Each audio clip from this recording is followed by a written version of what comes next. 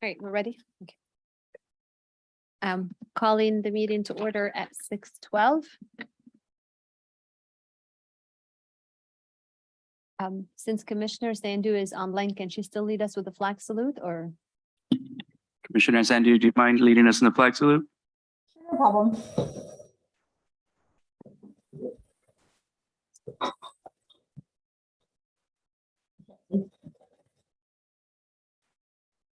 We're ready when you are. Okay, ready, salute. I pledge allegiance to the flag of the United States of America and under the republic for which it stands, one nation, under God, indivisible, with liberty and justice for all. Thank you. Sorry, guys. Roll call, please. Commissioner Garcia. Commissioner Gonzalez. Here. Commissioner Salas. Here. Commissioner Sandu.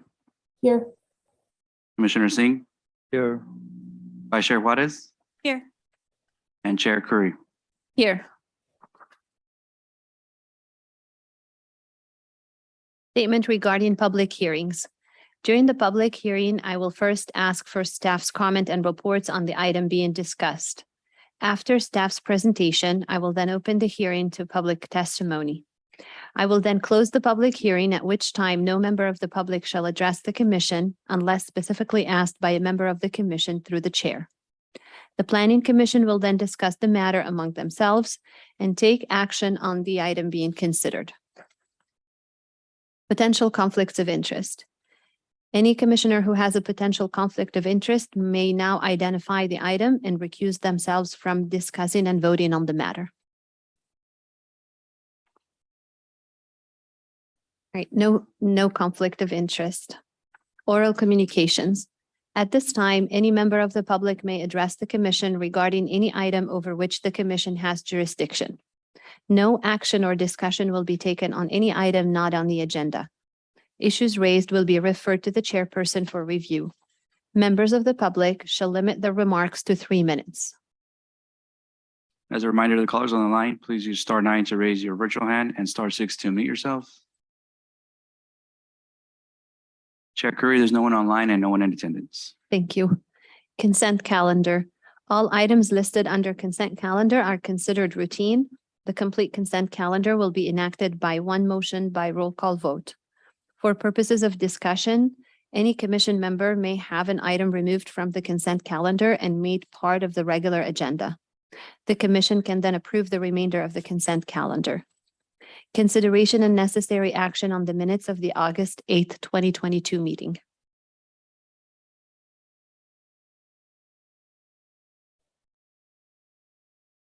Make a motion to approve the minutes as submitted. I second that.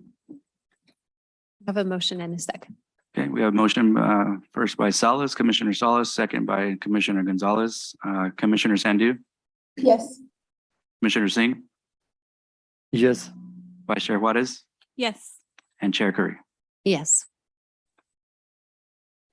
Regular business consideration of track number 5303, condition amendment.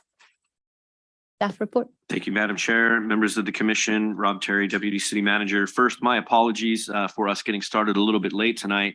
I did not realize the email that I had sent to Lupe actually did not have the staff report attached to it, even though it referenced it in the email. It had all the attachments to the item, but it didn't have the staff report. So I needed to go make copies of that for the commission very quickly. Thankfully, I think this is a pretty straightforward item. So it shouldn't be anything that would require any type of heavy review by the commission prior to the meeting, but I wanted to apologize for that delay and for my inadvertent mishandling of that item. What we're looking at here is an amendment for just one condition that is associated with vesting tentative map tract number 5303, commonly referred to as Valley View Estates. I'm going to point to it here on the map just so it's very clear what we're talking about. The Valley View Estates encompasses this right here, this area right through here. And the specific condition that we're going to be talking about is the interface of this road turn right here, right where it touches on the CID canal in that area. So this item was approved by the City Council back on August 16th of 2004, and that was done by Resolution 2004-62R. Within that resolution, there's a list of conditions of approval that are applicable to the project that have to be completed. Condition number 37 talks about some improvements specific to placing a small culvert within the area where that road almost touches onto the CID canal. It does not actually go across the canal, but it's close enough that for safety, the requirement there was to place a culvert for about 25 feet that was going to be for the ditch area. As that started to build out and with additional conversations with CID over time, CID did not want just a partial culvert in that area or a partial covering of the area, but it was part of the approved conditions of approval. So we worked with the developer and with CID both to talk about alternatives for that. CID and the city, through our discussions, had really determined that ultimately what we would both like to see is for the entirety of the canal to be piped and then to actually have a joint use trail, a class 1 trail on top of it. And the reason why CID, of course, would want to see that is because it provides for better safety, better protection of water, better movement of the infrastructure. The city, of course, would like to see that because of the active transportation component that would provide. So we have the Salazar Center, which is right here, and that is almost directly across the street from the northern terminus of this before the canal goes under the street there. And then if we follow the canal alignment all the way down, when it hits right here, this is going to be the site of the new Thompson Avenue Park that is going to be built with Yana's construction when they develop their area there that's currently going through its approval process. But they're donating a 10-acre site to the city, and the city already has grant funds in place that's going to assist in placing that. So it would provide this great connection point between the community center and an additional park, and just additional active transportation components for the community. The fact that CID was willing to partner with the city on doing that, some irrigation districts are concerned about anybody ever having any movement or access on top of their easement just because of the challenges that can be there. CID was actually very supportive of it and they wanted to see it there. But because it is different than what is specifically called out within these conditions of approval, we need to actually go back to the Planning Commission, get a recommendation from you about amending the language within this condition to allow for a change to happen. And then, of course, take it to council with your recommendation for their ultimate decision. So the adjustment, if you turn to the actual attachment, you will see the language called out specifically. There is a letter there. The letter is dated September 6th, 2022. And this was when we had first sent notice to the applicant after having discussions with them. But the official notice of what the potential amended language would be had gone out to them. Obviously, nothing signed by them yet, nothing approved. You're hearing it for the very first time, and council has not approved anything. So this is the draft language that is being proposed. If you look at the very bottom of that letter there, the language that it would change would be to remove or redline the entire condition right now and to replace it with the language that says that payment in lieu of undergrounding the CID canal from the center line of the southern projection of San Juan Bautista Street to the southeast corner of lot 161 shall be provided in the amount of $216,976.50. A private pipeline that traverses the property shall be relocated. The city and district will coordinate undergrounding activities for the CID canal in a future project to be determined with the aforementioned payment utilized to assist in these efforts. Now, the amount that's being called out here is an engineer's estimate of what that undergrounding, that small portion of culvert, would have cost the developer to place. So when the engineer, and that is in today's dollars, not 2014 dollars when it was approved. So their engineer went out, did an estimate. It was then reviewed by our city engineer, who concurred with the amount there and felt that that was appropriate for that cost and the improvements that would be required there. And that's the reason why that specific dollar amount is then being recommended to change. So they would be doing a payment in lieu of the construction there. That would be handed to the city. The city would then be utilizing that as seed money to look for additional funds, whether that's grants, programs through Fresno COG, transportation grants, things of those nature, for us to be able to then finish the entirety of that canal in time. We don't have any particular funding source right now that we're targeting. This would really just be the start of the conversation here. But what this would allow for is the Valley View Homes to finish all of their conditions, consider this condition finished when they did payment in lieu, and then the city and CID would continue to work together to look for that project over time that's going to pipe that and then place the what's called the Class 1 path on top of it, which is a biking and walking path that's separated from a roadway. So hopefully that explains it in at least clear enough that it makes sense what we're looking to do. I know that those things can get a little bit confusing, so my apologies on that. That does conclude the presentation. I'm happy to answer any questions that the commission has. I have a quick question, please. So does the city have already plans to start looking for funding? Because if we wait too long, again, that 216,000 becomes nothing 10 years from now, just like if they had paid into it back in 2004. Absolutely. Right now, it would be, barely a deposit type of deal. Yeah. So do we have plan to kind of move forward faster in a timely We manner? absolutely do. We already know the sources that we will start looking at first and start putting applications in for. We have not taken any staff time to actually begin on any applications or anything of that nature because we didn't want to put staff or limited staff resources into something and then have the city council say, we actually don't want to see this amendment, because then we know that we would have wasted time on an application that we would not be able to put in. But we do already have several programs that we know would fit this type of item right here. And I've already done a little bit of outreach just to see the staff in those areas, whether or not those projects are, typically supported. Are they scoring well? What type of things should we be aware of within an application? So we're trying to put in legwork, but not too much just yet to be good with our resources.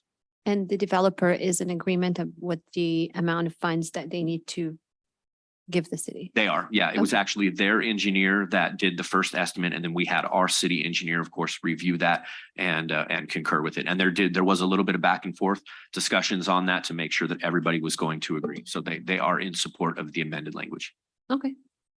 Thank you. So I have a question. The developer already has he will be taking care of the cost. So what about the future, repairs if in future there is any damage to the the roof, whatever how we are going to cover it. So the builder will be taking care of. No, they wouldn't actually. So just the payment in lieu, what that would do was, instead of constructing the improvements that they would have done here, they'll be handing the city that amount of money. And then their condition would be fulfilled if this were to be recommended for approval by you tonight and then approved by the city council.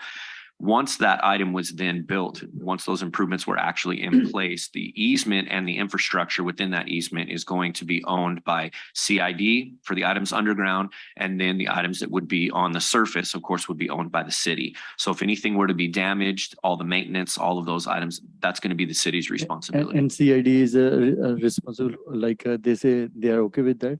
They are, yes. And another question is the infrastructure we are going to build on the channel. Is it going to be prohibited for or it will be open? No, it would be open. Yeah, it would be similar to a sidewalk as far as its open use, Right. but it's referred to as a Class 1 trail, which simply means that it is open for pedestrian, bicycle, that type of movement or active transportation Not movement. cars. Right. Yeah, but it's away from a street, completely separated from a street. Okay, that's good. I think it would be nice for the people that live there, to have a walking trail or a bike trail is nice. Absolutely, yeah. So where the culvert would have been, it's going to be open until such time as this walkway is built? It will be, the developer will be required to put, and I'm sure you've seen these before, if you have a temporary street, that they will have a permanent or semi-permanent barricade. They're usually wooden barricades with reflectors on them. So they would be required to place that at the end of the street. So you wouldn't have any, issues of a car being able to just drive right through it or anything of that nature. There's still a decent amount of separation between the street and the canal. But it was just simply because when you start looking at the items on paper and you get to where the actual property lines are and the right-of-way lines, it was those items that started to encroach and get really, really close to the canal. But when you go out there and take a look at the street, the street itself, it's not close enough that we know it's going to pose any type of safety concern, but they still will be required to put up a barricade there. And that's an in-ground barricade, so it's not like temporary barricades that would be sitting on top of the ground.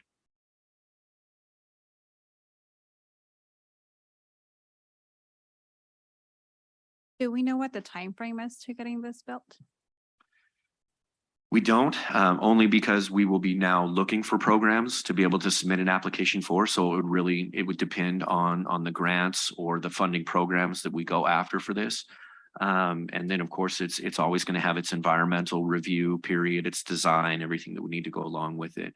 And it would likely end up taking a little bit longer than just a straight city-driven process, because it will be in partnership with CID, which means that we would need to make sure that it was going through their board and also our planning commission and our city council. So it would likely end up being maybe a joint meeting or something of that nature in the future. I've seen projects like this typically from start to finish, from the time that you are actually awarded.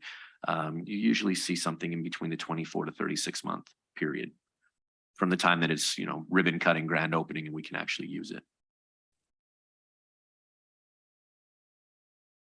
So do we have a report from CID, like if it's going to be any impact on resources? Do we have report from CID?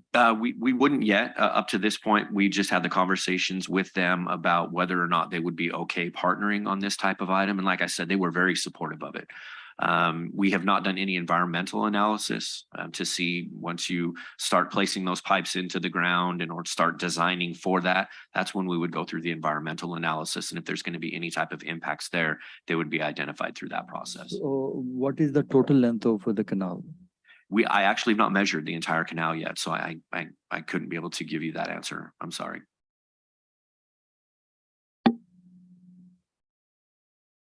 Anybody want to make a motion? Yeah. Discussions about it.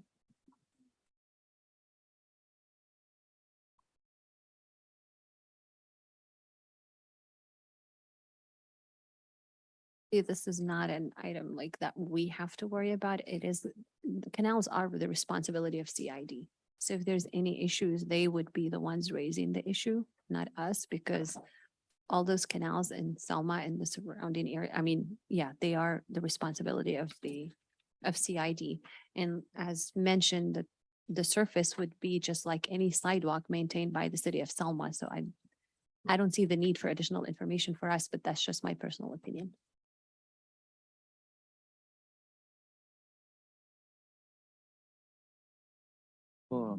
Homeless people, they are like now renting near the CID channel. Adjoining that, they are making their sheds. So if we do something that belongs to CID, that's not, will not be like responsible for like taking care of that. So if it's a CID, we make a payment or something, it's a covered, and we should like people bringing their tents over there. Well, actually leaving them open would attract homeless more than having it closed, because they go there for water whenever there is water. So closing it will protect that water source from littering and, people wanting to camp there to use the water because they wouldn't have access to it. At least that's how I see it, but I think it would be a safety concern leaving it open more than closing it up. Right.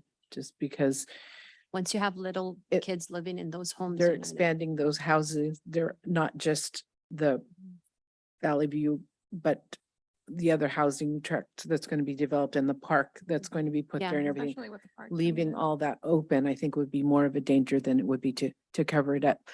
So basically all we're doing is changing condition number, deleting condition number 37 and Replacing the verbiage. replacing the verbiage. Yeah, amending the language to allow for the payment in lieu as opposed to the actual construction. Can I make a motion that we approve the change in the amendment in the for tract number 5303? I'll second it.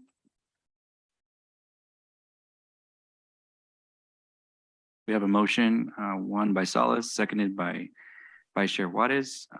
Commissioner Gonzalez, Yes. Commissioner Sandu, Yes, Commissioner Singh, Abstain. and Chair Curry. Yes.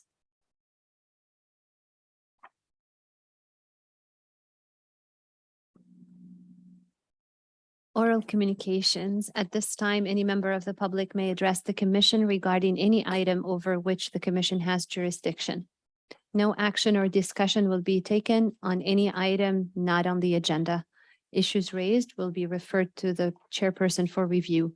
Members of the public shall limit their remarks to 3 minutes.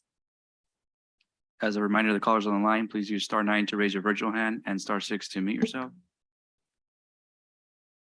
Chair Curry, there's no one online and no one in attendance. All right, well, thank you. At this point, I guess we will motion to adjourn. Is 6:34. Thank you. Thank you. Thank you. thank you, guys.